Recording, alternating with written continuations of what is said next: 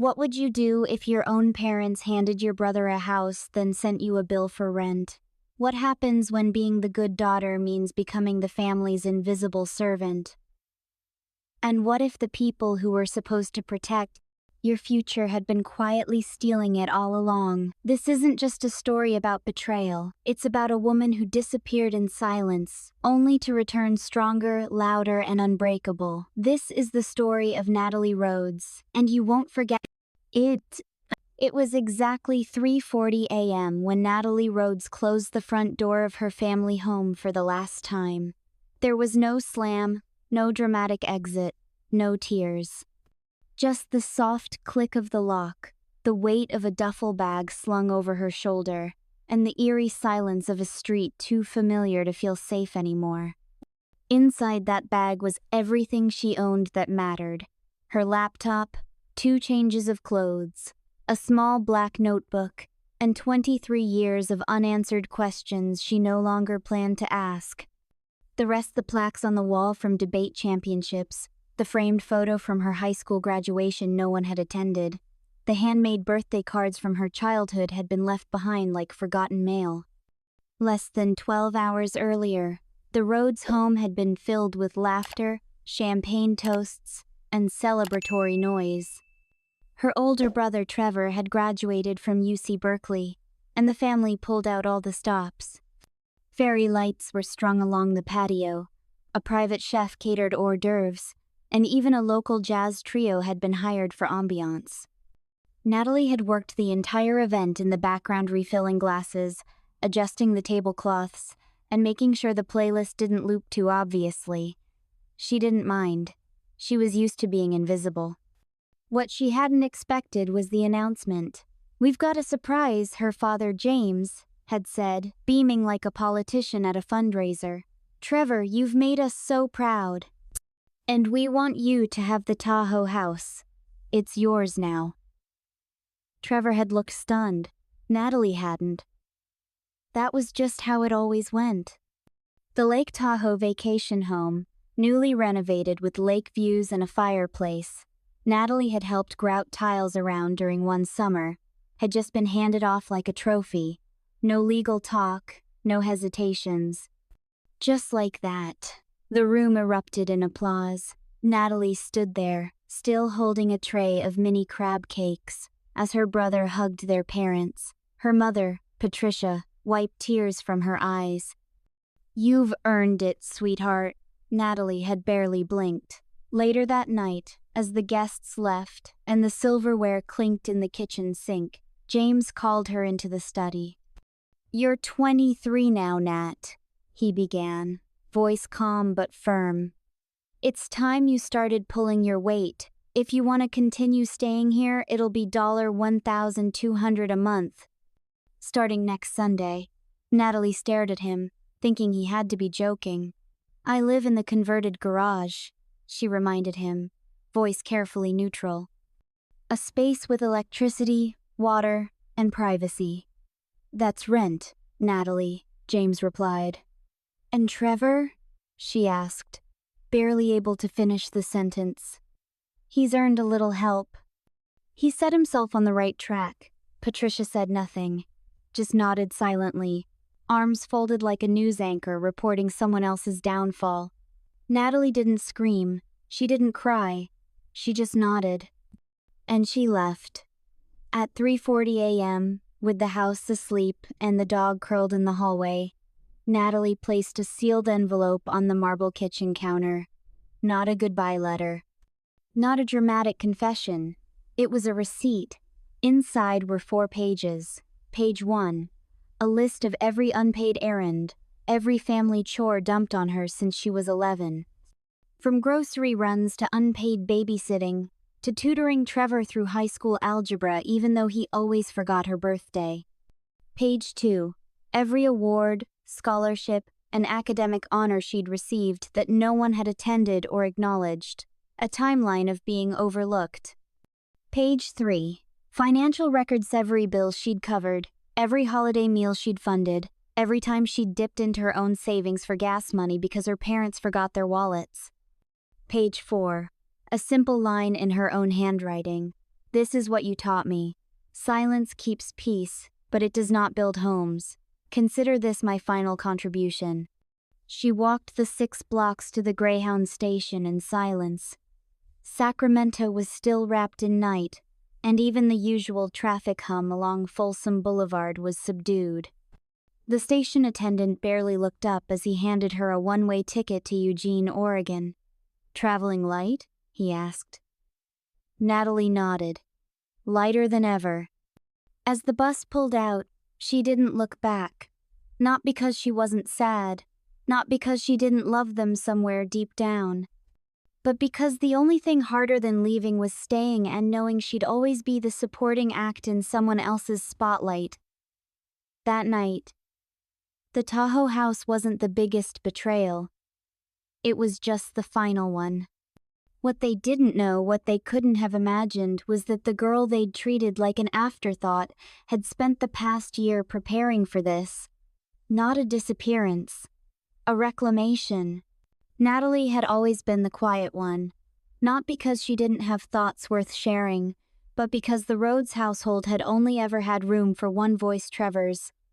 From the outside, the Rhodes family looked polished and successful. Her father, James, ran a financial consultancy firm that boasted a glossy website, smiling testimonials, and a downtown Sacramento address. Her mother, Patricia, chaired the local art council and made appearances in city magazines, always photographed in tasteful pearls and bright red lipstick. They lived in a neatly landscaped home with a wraparound porch and a fridge that never ran out of organic juice. But inside that home, Natalie had learned the unspoken rule. Attention was a currency, and she couldn't afford it. Trevor, 2 years older, was everything James wanted in a son. Outgoing, confident, athletic. Even when he crashed the family SUV at 17 because he was texting while driving, James called it a teachable moment. Natalie had once gotten grounded for forgetting to take the chicken out of the freezer. That was the dynamic. James didn't yell. He didn't need to. His disappointment could freeze an entire room. Patricia was no better. She masked her dismissals with politeness so refined that Natalie sometimes wondered if she was imagining the coldness behind the compliments. "You're so imaginative," Patricia once said after reading one of Natalie's short stories in high school. "Just make sure you have a backup plan. Writers don't usually pay the bills." The first time Natalie realized how deeply the imbalance ran, she was 16. She had just won first place in the statewide Young Voices literary contest for a short story about grief and resilience. The award ceremony was in San Diego. She asked if the family could drive down together. Patricia had smiled gently. "Trevor has soccer finals that weekend, sweetheart. But send us pictures, okay?" She had stood alone on the stage, gripping her certificate while other kids beamed beside parents with cameras and tearful eyes. The audience had applauded. She didn't look for her family in the crowd. She knew they weren't there. That was when the hollow space inside her had first started to grow. In contrast, Trevor could skip classes, change majors 3 times, and still receive care packages with new headphones and motivational notes. He once told Natalie, laughing over dinner, that he was considering dropping out for a year to travel and journal. James had nodded thoughtfully and said, "Find yourself, son. You've got time." When Natalie expressed interest in taking a semester off to work full-time and save for her degree, Patricia had blinked and said, "You really shouldn't fall behind, dear. Community college isn't that rigorous." So, she didn't fall behind. She pushed harder. While Trevor partied through undergrad, Natalie juggled 2 part-time jobs, morning shifts at a bookstore and evenings at a Thai restaurant just to cover tuition, textbooks, and internet bills. Her online classes were rigorous, but no one ever asked what she was learning. On paper, it looked like she was taking her time. That's what Patricia told neighbors at church.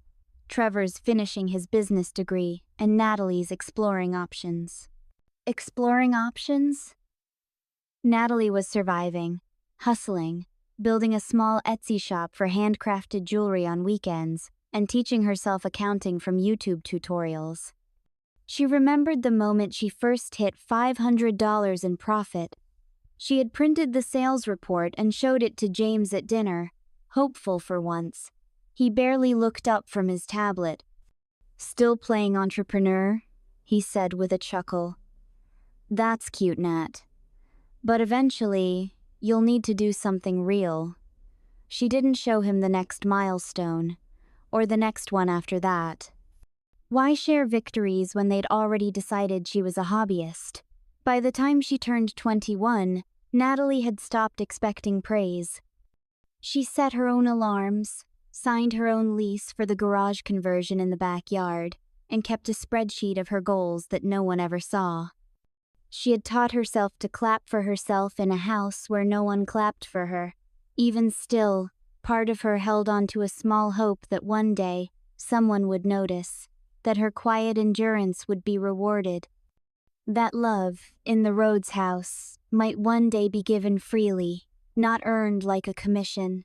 It was the cruelest misunderstanding of all, because in the Rhodes family, love was a transaction. Trevor had made the right deposits. Natalie had not. The deeper wound, though, wasn't the silence or the slights.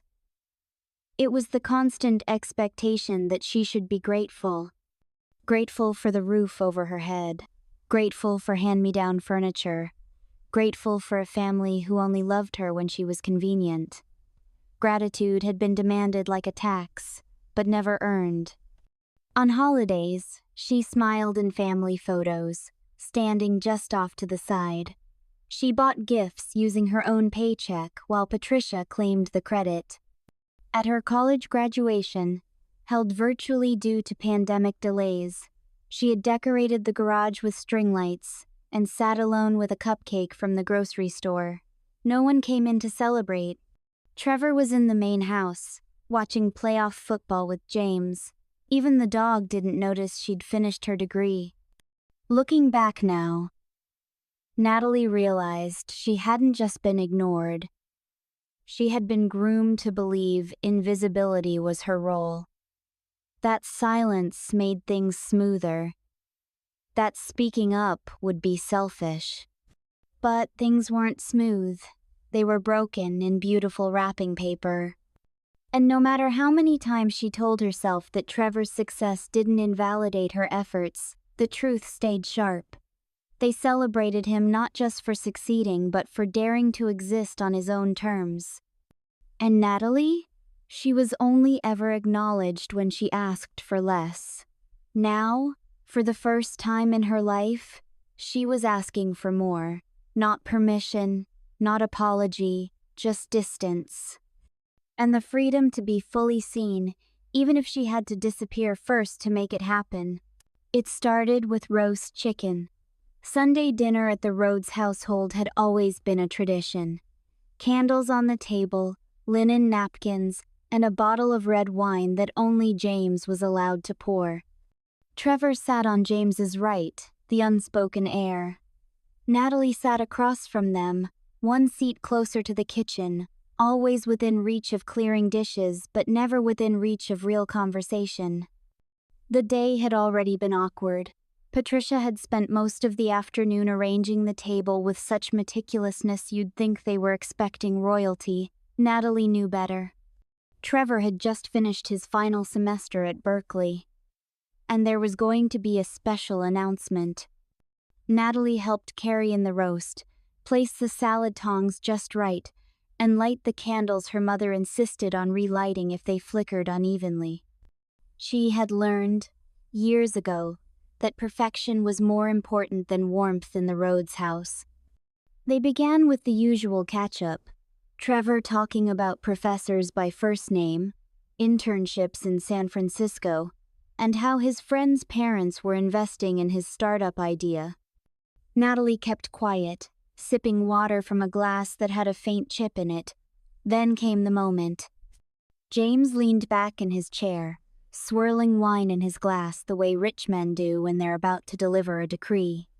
Patricia placed a hand gently on his wrist. "We've been talking," James said, his voice carrying the weight of finality. "And your mother and I agree. It's time we reward excellence." Natalie's stomach dropped before he even said it. "Trevor," James continued, lifting his glass, "you've done us proud. 4 years at Berkeley, top of your class. You've earned it, so we've decided the Tahoe house is yours. It's under your name now." The room erupted in Patricia's applause. Trevor's jaw dropped theatrically. "Dad. Mom." "You're kidding," James laughed. "Wouldn't joke about a $300,000 property, son." Natalie looked down at her plate. Her knife was still clean. She hadn't touched her chicken. Her fork felt suddenly too heavy. Trevor laughed. "Wow, I thank you. I really don't know what to say." "You've earned it," Patricia said again, dabbing the corner of her eye with a cloth napkin. And then, as if they hadn't just detonated her sense of place, James turned to Natalie. "Now, about you." The shift in tone was surgical. He adjusted his glasses, folded his hands on the table like a man conducting a performance review. "You're 23 now," he began. "We've supported you as long as we can. It's time to be more independent."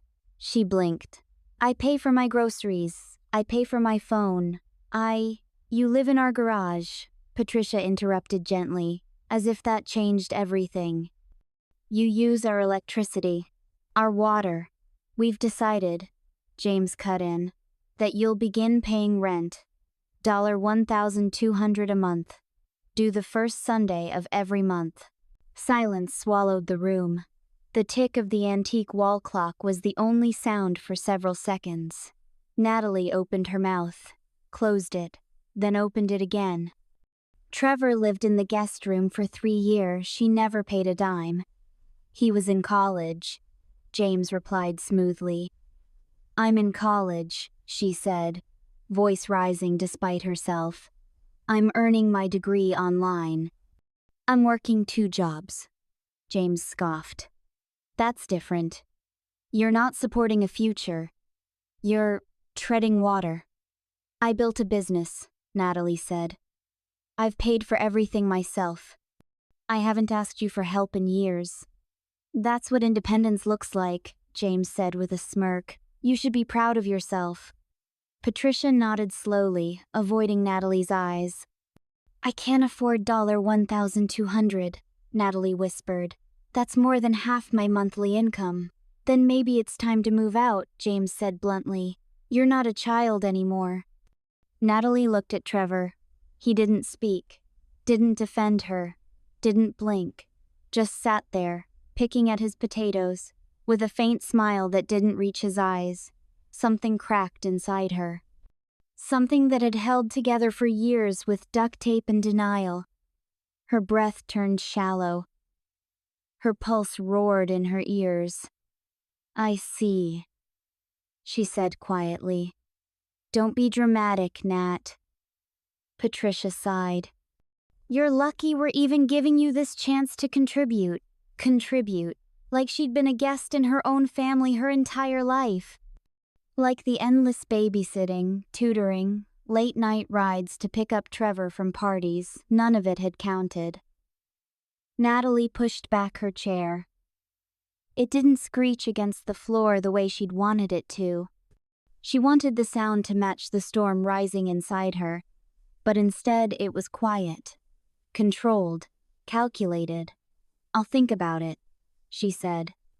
James nodded approvingly, mistaking her restraint for agreement. "To new beginnings," he said, raising his glass again, "to Trevor's future and Natalie's responsibility." They clinked their glasses, smiling. Natalie stood there for a second longer, memorizing the scene: the roast chicken, the candlelight, the white wine glinting like liquid arrogance. And then she turned and walked out, plate untouched, heart burning. That night, While the rest of the house slept, she didn't cry. She didn't scream. She sat at her desk, opened her laptop, and began typing. Not a goodbye letter. A ledger.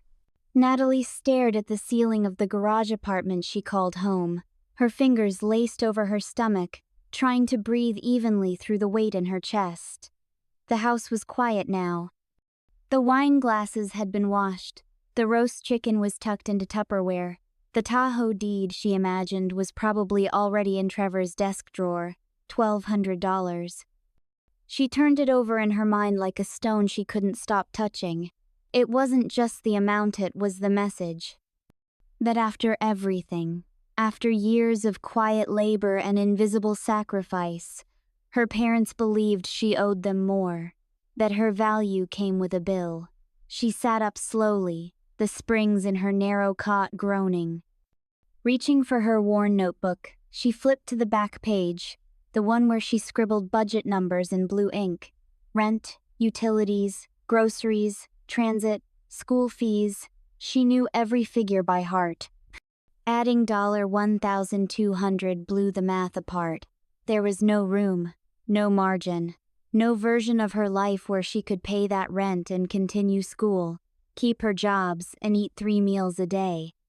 She had thought about taking on a third job, maybe late-night inventory at the drugstore down the street. But even that wouldn't make the numbers work. It wasn't a warning, it was an eviction in disguise. And what broke her wasn't the amount or the timeline. It was the complete absence of love behind it. No, let's figure this out together. No, how can we support you while you transition? Just a deadline. A figure. A silence so sharp it echoed. She ran a hand over her face, trying to catch her breath. Her body wasn't crying, but something deeper was. Something wordless and old and raw. A pain she hadn't allowed herself to feel since she was a teenager and had stopped hoping for fairness in the Rhodes house. Trevor had smiled when James delivered the ultimatum. A faint, neutral smile, but a smile nonetheless. That had stung more than any insult. She remembered being 8 years old, sneaking into Trevor's room after he had a nightmare. They'd built pillow forts and read comics under a flashlight. He used to braid her hair when she cried. What had happened to him? Or maybe nothing had changed. Maybe she had just grown up and seen clearly what was always there. She closed the notebook and stood. Every inch of the garage felt small, temporary. The walls still bore posters from her freshman year. The lamp leaned slightly to the left, and the carpet was one her dad had salvaged from an office renovation job. It had never felt like home, just storage, just tolerated. Natalie walked to the closet. Inside was a single duffel bag. She pulled it out and laid it flat on the bed. If she stayed, she'd drown. Not physically, but in silence, in resentment, in the slow erosion of identity that came from being ignored so consistently that you began to vanish in your own mirror. She didn't want revenge. Not yet. She wanted freedom. The right to breathe without asking. To build without being mocked. To exist without a receipt. She packed deliberately. Not in panic, but with the precision of someone who'd been rehearsing this in her head for years. Jeans, 2 sweaters, socks, underwear, her laptop, her charger. Her grandmother's gold necklace she kept hidden in an Altoids tin behind the bookshelf. A photo of her and Grandma Evelyn on the porch swing, long before Evelyn had grown ill. And then tucked in a manila envelope were the birth certificates and legal documents her grandmother had left with her when she turned 18. You never know when you'll need to start over, Grandma Evelyn had whispered. Keep these close. Natalie had always assumed it was a sweet precaution. Now it felt prophetic. She paused and texted a single name. June Ellison, Grandma Evelyn's best friend, retired accountant. Fiercely independent. She'd moved to Oregon 5 years ago after Evelyn passed. They hadn't spoken in a year, but Natalie remembered her eyes sharp, kind, the kind that saw straight through performative kindness. Hi June, it's Natalie. I need a place to land for a little while. Can we talk? She hit send, then turned back to her desk. She took a deep breath, opened a new document, and began typing. Dear family, this wasn't a letter of grief, it was documentation. She listed every gift she'd bought with her own money, while her parents smiled and handed Trevor credit cards. Every time she'd canceled her plans to pick him up from parties, every tutoring session, every group project he dumped on her when they were in high school. She listed the value of her labor unpaid, unnoticed, expected. She listed the hours she worked, the meals she skipped, the holidays she spent alone while the family took trips without her because it was just easier. And then she included a number. A conservative estimate of the total value of her contributions to the Rhodes household since she turned 16. It was more than $20,000. At the bottom, she wrote, "You taught me to measure worth in dollars, so I did. Here's what you owe me." She printed the letter, signed it simply Natalie, and folded it in half. Then she placed it in an envelope and left it on the counter next to the wine glasses her parents would clean up in the morning. At 3:40 a.m., she zipped the bag, put on her coat, and stepped outside. The air was cold, but it tasted like possibility. She didn't know where this road would lead. But she knew one thing. She was never coming back. If she stayed, she'd drown. Not physically, but in silence, in resentment, in the slow erosion of identity that came from being ignored so consistently that you began to vanish in your own mirror. She didn't want revenge. Not yet. She wanted freedom, the right to breathe without asking, to build without being mocked, to exist without a receipt. She packed deliberately. Not in panic, but with the precision of someone who'd been rehearsing this in her head for years. Jeans, 2 sweaters, socks, underwear, her laptop, her charger, her grandmother's gold necklace she kept hidden in an Altoids tin behind the bookshelf. A photo of her and Grandma Evelyn on the porch swing, long before Evelyn had grown ill. And then, tucked in a manila envelope were the birth certificates and legal documents her grandmother had left with her when she turned 18. "You never know when you'll need to start over," Grandma Evelyn had whispered. "Keep these close." Natalie had always assumed it was a sweet precaution. Now it felt prophetic. She paused and texted a single name. June Ellison, Grandma Evelyn's best friend, retired accountant. Fiercely independent. She'd moved to Oregon 5 years ago after Evelyn passed. They hadn't spoken in a year, but Natalie remembered her eyes sharp, kind, the kind that saw straight through performative kindness. "Hi June, it's Natalie. I need a place to land for a little while.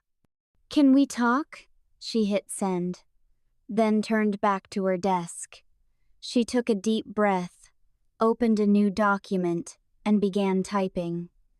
Dear family, this wasn't a letter of grief. It was documentation. She listed every gift she'd bought with her own money while her parents smiled and handed Trevor credit cards. Every time she'd canceled her plans to pick him up from parties, every tutoring session, every group project he dumped on her when they were in high school. She listed the value of her labor unpaid, unnoticed, expected. She listed the hours she worked, the meals she skipped, the holidays she spent alone while the family took trips without her because it was just easier, and then she included a number. A conservative estimate of the total value of her contributions to the Rhodes household since she turned 16. It was more than $20,000. At the bottom she wrote, "You taught me to measure worth in dollars. So I did. Here's what you owe me." She printed the letter, signed it simply Natalie, and folded it in half. Then she placed it in an envelope and left it on the counter next to the wine glasses her parents would clean up in the morning. At 3:40 a.m., she zipped the bag, put on her coat, and stepped outside. The air was cold, but it tasted like possibility. She didn't know where this road would lead. But she knew one thing. She was never coming back. June read the document over her shoulder, her brows furrowed. Because when Evelyn died, James was granted temporary power of attorney over her remaining affairs. Enough time to shift things. And from what I'm seeing here, he did. Natalie felt the blood drain from her face. June straightened. You need a lawyer, and I know the perfect one. His name was Grant Meloria, soft-spoken but steel-spined attorney specializing in financial abuse and estate fraud. June had worked with him before, and within a day, Natalie was sitting across from him in a homey office above a flower shop. Grant took one look at the trust documents and frowned. Your signature is missing from these transfer authorizations, he said. They're initialed, but they're clearly forged. Natalie blinked. You can tell that from a glance? I've seen a lot of forged documents, he said. This one's sloppy. Grant leaned forward. Your father redirected this trust into a joint account one he controlled. There's a paper trail. And I intend to follow it. Natalie nodded slowly. What does that mean for me? It means, Grant said, you were robbed, and we're going to build a case to prove it. For the first time in days, Natalie allowed herself a breath that wasn't shallow, that wasn't laced with disbelief. She wasn't crazy. She wasn't being dramatic. She had been betrayed. Now she had proof. And then, the phone rang. It was a number she didn't recognize. She hesitated, then picked up. Hi, is this Natalie Rhodes? Yes? This is Jessica Brennan. We haven't met, but I used to date your brother. Natalie froze. I know it's weird that I'm calling, but I saw the Facebook post about you being gone. And I thought, I don't know, I should tell you some things. Jessica's voice was breathless, rushed, like someone deciding mid-sentence whether to keep talking. Trevor used to talk a lot when he drank. And one night, he told me about some paperwork your dad made him sign. Natalie's spine went cold. Something about your college money. He said he knew it was yours. That he didn't really understand the forms, but it went to pay his tuition. He sounded guilty, like he knew it was wrong but couldn't undo it. Jessica paused. I recorded the conversation. I know that's weird, but I just wasn't acting right, and I started keeping voice memos. Natalie closed her eyes. This wasn't just carelessness. This was complicity. Could you send that to me? She asked quietly. I can. And I will, Jessica replied. I don't know if it helps, but I think he really did love you. He just didn't know how to stand up to your dad. Natalie hung up slowly. Trevor had known, and said nothing. She sat in June's living room, the fire crackling behind her, laptop open, voice memo downloading. When the audio finally played, her breath caught in her throat. Trevor's voice, slurred but clear. It was her money. Grandma set it up for her, but Dad said I needed it more. Said Nat wouldn't use it right anyway. I didn't want to sign, but I did. I told myself I'd make it right. Someday. Natalie didn't cry. She didn't throw her laptop or scream into the couch. She saved the file, backed it up twice, then emailed it to Grant. Subject line: Evidence. Forgery, plus confession. That night, she didn't sleep. She planned. The girl who had once begged for recognition had stopped asking. She had a new purpose now. She was no longer hoping for a seat at the table. She was about to turn the whole table over. Satisfaction, when justice finally knocks. The complaint was filed on a Wednesday. Grant Mallory moved quickly. With the trust documentation, The forged signatures, and Trevor's drunken confession. He had built a case that was airtight. Legally, emotionally, ethically, it was a storm. Natalie watched it unfold like someone watching weather radar predict a hurricane that had already touched ground. James Rhodes was served papers at his office mid-meeting, surrounded by colleagues, forced to accept a thick envelope from a court officer as two junior associates pretended not to look. The complaint accused him of fraud, abuse of financial power, forgery, and willful misappropriation of trust funds. Trevor was listed as a complicit party, someone who knowingly benefited from a misdirected fund he had no legal claim to. Within 72 hours, Natalie received an email from Grant. Subject: Your father's response. Attached was a scanned letter from James's legal team. It reeked of arrogancidenials wrapped in corporate legalese, deflections disguised as formality. But beneath the bluster, Natalie saw it clearly. Fear. He had never imagined she'd fight back, let alone have proof, let alone be believed. But the most unexpected fallout came a day later. Trevor was arrested.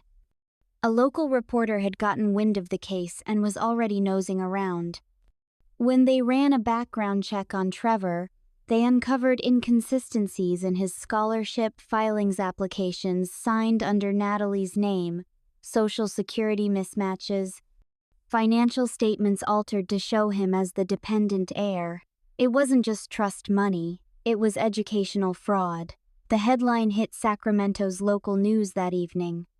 Prominent Rhodes family faces financial scandal, son arrested in fraud investigation. Natalie didn't celebrate, she just watched. It wasn't triumph she felt. It was a long, quiet exhale after holding her breath for years. That night, her phone rang. Blocked number. She let it go to voicemail. Hey, it's Trevor. The recording crackled with awkward silence before he spoke again. I'm in holding. They're saying things I don't even fully understand. Mom's freaking out. Dad's shut down. Pause. I know I don't deserve it, but I need to talk to you. I need to explain. Please. Natalie listened to the message twice. Then she called Grant. Can I visit him? If you want to, he said carefully. But you're under no obligation.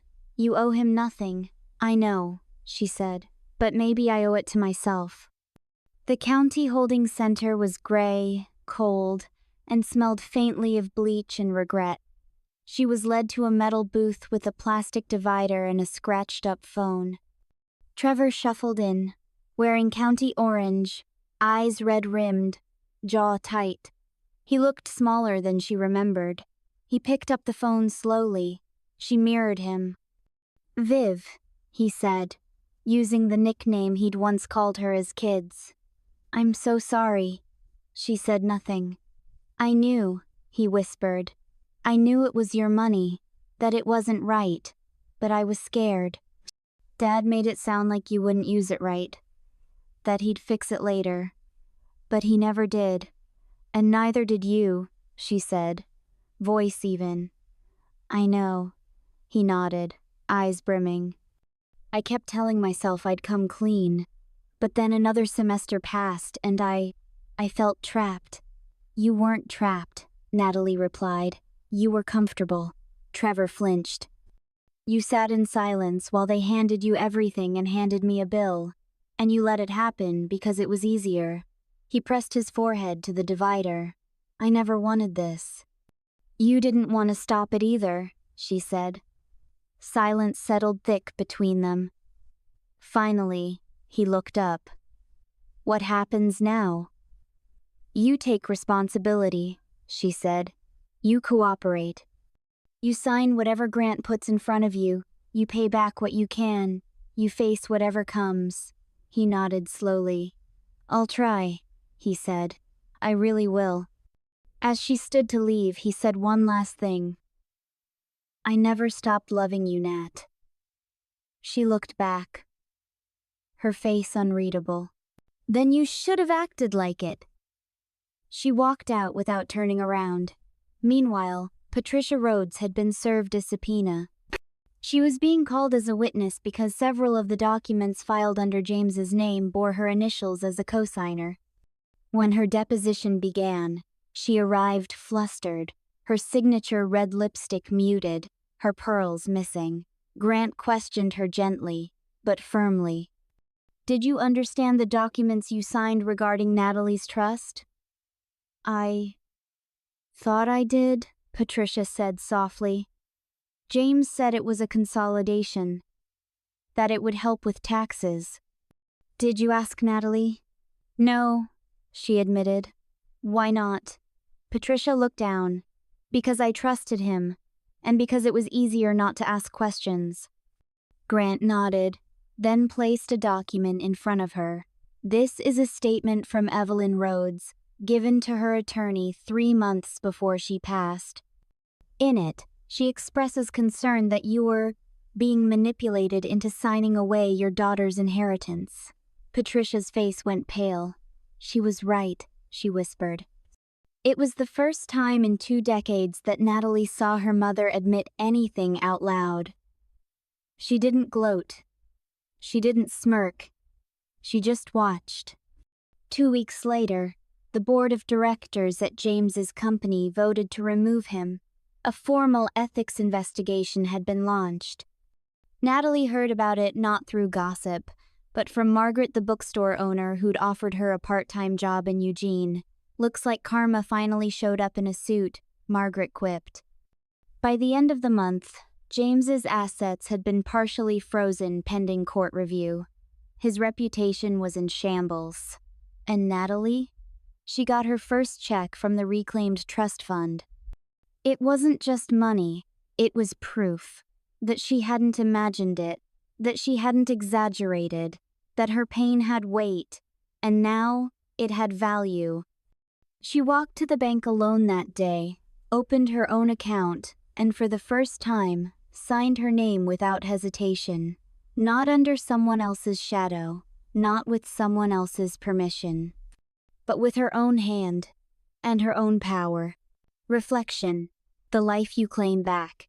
1 year later, Natalie stood at the podium of a local conference center in Portland, Oregon, staring out at a crowd of over 200 people. A banner above her head read, "Anchor Roots, Reclaiming Power After Family Betrayal." Her heart thudded not from fear, but from presence. She was no longer invisible.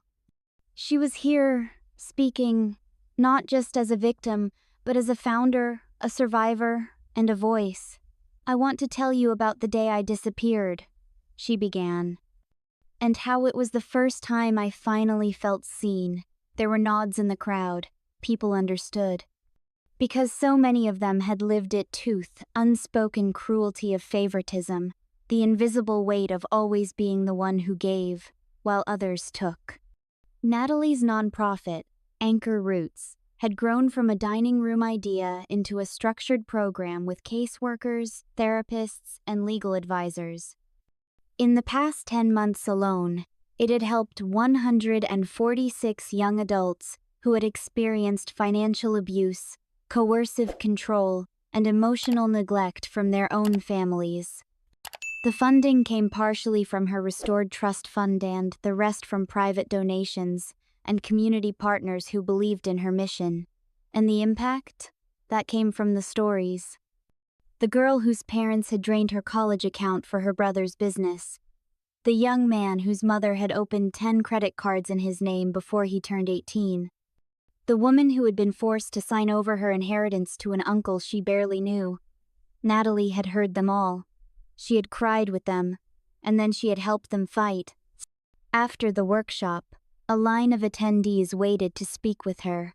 Some brought journals, some brought tears, others brought nothing but shaky gratitude in their voices. A girl, no older than 19, approached her with trembling hands. "My stepdad said I owed him for raising me. He started charging me rent when I turned 17. When I couldn't pay, he made me take out loans. I thought I was crazy for thinking that was wrong." Natalie reached across the table and squeezed her hand. You're not crazy, you're not alone, and you're not powerless." The girl burst into tears. That night, Natalie returned to the quiet cottage she now shared with Elijah, third-grade teacher she'd met in the corner cafe, where she and June used to work on Anchor Roots applications. Elijah had entered her life with no agenda, no performance, just warmth, consistency, and the gentleness of someone who asked how her day was and meant it. He was the first man she ever met who never once made her feel small for being serious, for being tired, or for carrying emotional weight. 6 months after they started dating, he asked her one night over grilled cheese and tomato soup, "What would you say to the Natalie from a year ago?" She thought about it for a long time before answering. "I'd tell her, the people who made you feel invisible are not the only people in the world, and one day, you're going to shine so brightly, they'll have no choice but to see you. Even if it's too late." He kissed her forehead and said, "Good, now write that down and put it on your office wall." She did. Her office, yes, she had one now, was a small space above a flower shop downtown. It smelled like lavender and new paper. On the wall hung a framed copy of the legal settlement James Rhodes had been forced to sign, returning her full inheritance, acknowledging the fraud, and agreeing to community financial restitution through a court-mandated initiative. The only thing missing from that agreement was an apology, but Natalie had stopped waiting for that. Trevor had served 6 months in county jail, and was now working as a carpenter's apprentice in a small town outside Reading. They spoke occasionally honest conversations, free of guilt trips or demands. He sent small payments every month to repay what he'd taken. "It's not about the money," he'd written once. "It's about facing what I did. I want to be the kind of brother who shows up now, not just says sorry." She didn't say, "I forgive you." She said, "Keep going." As for Patricia, Natalie had met her twice in the past year. Both times were quiet, awkward, and tinged with something like remorse. Her mother now lived in a modest apartment 2 towns over and attended therapy weekly. She had started painting again. "I stopped when I married your father," Patricia admitted during one visit. "There wasn't room for art, only image." "I remember," Natalie had said softly. "You used to draw birds when I was little. I thought they were beautiful." Patricia's eyes had welled with tears. "You were always watching, weren't you?" "Yes," Natalie said. "I was." They weren't rebuilding a mother-daughter relationship. Not yet. Maybe not ever. But they were learning to be honest. And in a family like the Rhodes, honesty was more rare than love. James, she hadn't spoken to him. She didn't need to. According to June, who still had connections back in Sacramento, he now worked part-time at a hardware store, lived in a condo he didn't own, and attended mandated financial ethics courses. "Do you think he's changed?" June had asked once. Natalie paused. "I don't care," she finally said. "That's his work to do." One sunny Saturday afternoon, Natalie made her way to a quiet cemetery just outside Eugene. She carried a basket of yellow daisies and a small sealed box. The headstone read, "Evelyn May Rhodes' beloved grandmother, unshakable light." Natalie sat beside it and opened the box. Inside were all the letters Evelyn had written Hearth, the ones Patricia had once hidden in a drawer, claiming they were too much for Natalie to deal with. She read each one aloud. They weren't dramatic. They were soft, loving, clear. "I see you, Natalie. I know you're working harder than anyone notices, and I want you to know you are not forgotten. You are not lesser. And one day, you'll find your way back to yourself." Natalie placed the final letter on the grave, anchored by a smooth stone. "You were right, Grandma," she whispered. "I didn't just find my way back. I built it." As she stood and walked back to her car, she passed a young woman holding a toddler, placing flowers on a nearby grave. They exchanged nods, strangers, but connected somehow. People who had survived, who had chosen to rise instead of disappear. That evening, Natalie curled up on the couch, journal in her lap, tea in her hand. She wrote a single sentence at the top of the page.